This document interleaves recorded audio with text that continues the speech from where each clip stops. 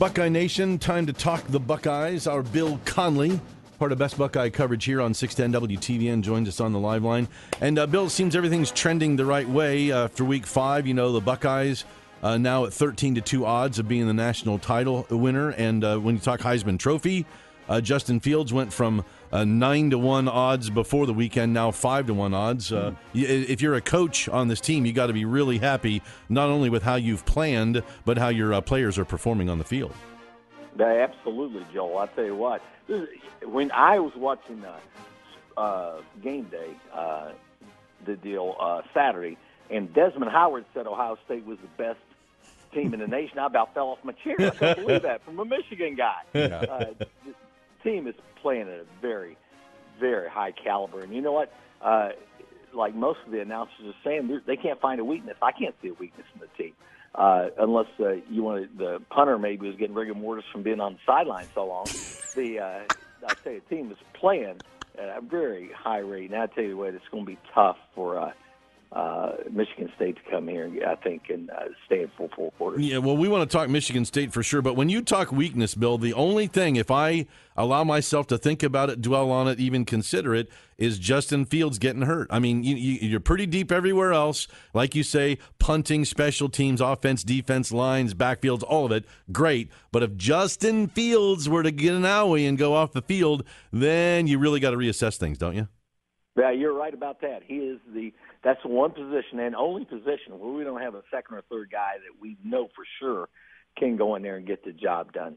But the great supporting cast we have are playing great. And the thing that I was listening to a little bit of the Nebraska broadcast of the game on the radio as I was watching, and they even said that this offensive line of Ohio State is the best they've ever seen.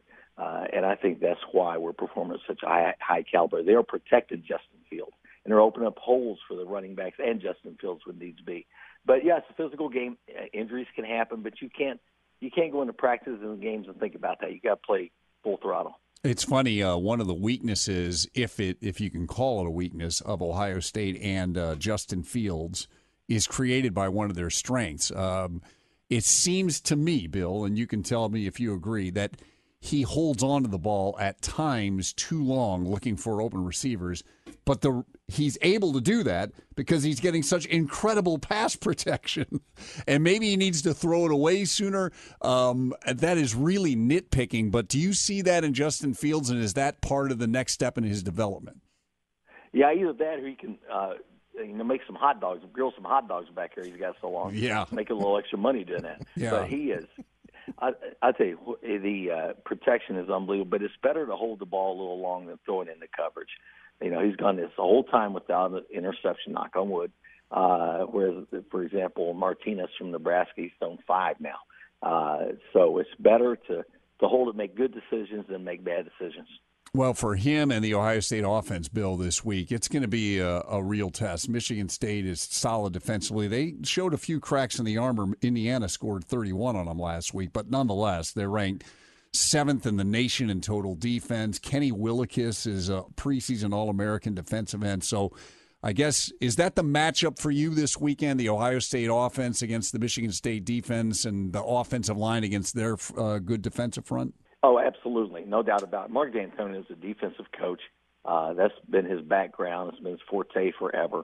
So they're going to play very solid defense. But I think for them to have a chance, Matt, they have got to find some way of controlling the tempo of the game, trying to control the football, trying to keep drives alive, and keeping away from the Ohio State offense. That's their only chance, because even as good defense as they play, I think it's going to be tough, very tough to stop the Buckeyes running the ball and throwing the ball when wanting to. And therein lies the challenge, right, Bill, for Michigan State, Yeah. because offensively they've been really inconsistent, and Ohio State's defense right now is lights out. I don't know, how do they try to, Michigan State, go about doing that, controlling it? They are struggling running the football. Their quarterback, Brian Lewerke's up and down.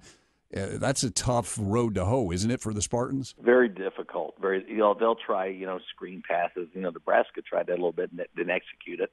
They'll try some screen passes and things like that, breaking the tendencies they have already and doing things a little bit different.